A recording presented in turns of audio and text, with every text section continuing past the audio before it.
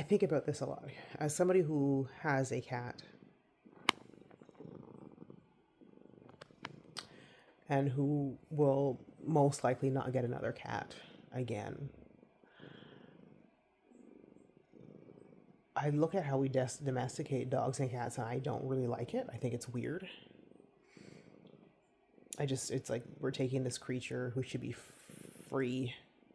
And I know there's consequences to animals being free, they, annihilate bird populations, and they're just free and they injured and shorter lifespans and all that stuff. And I'm not talking about working animals like barnyard cats or cattle, dogs, or whatever. But anyway, we do these things and we domesticate dogs and cats, which I think is weird, especially since having, an animal for almost 17 years. It's like, I do feel really bad sometimes keeping her inside. And then I and I see people when they have snakes and turtles and lizards and birds and fish.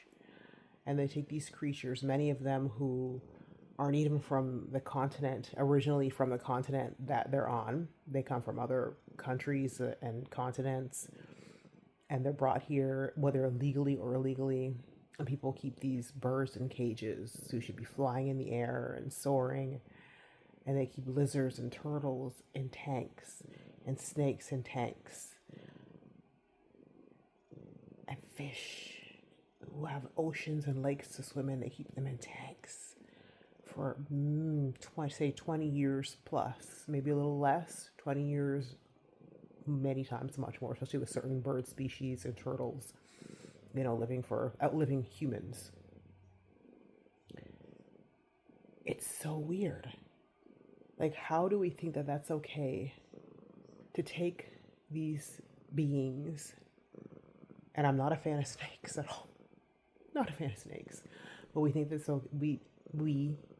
I have to say we because I have a cat. And we take these animals, especially like these birds have these beautiful wings and they should be soaring in the sky. Fish should be swimming in lakes and oceans and ponds and streams. And we just take them because they look pretty and we put them in a tank. And we domesticate them and we're entertained by them. And we say that it brings us peace. And then I think about human beings,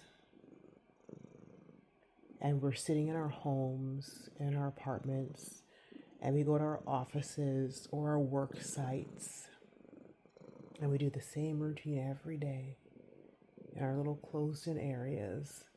And I often think, who is domesticating us? Who is watching us?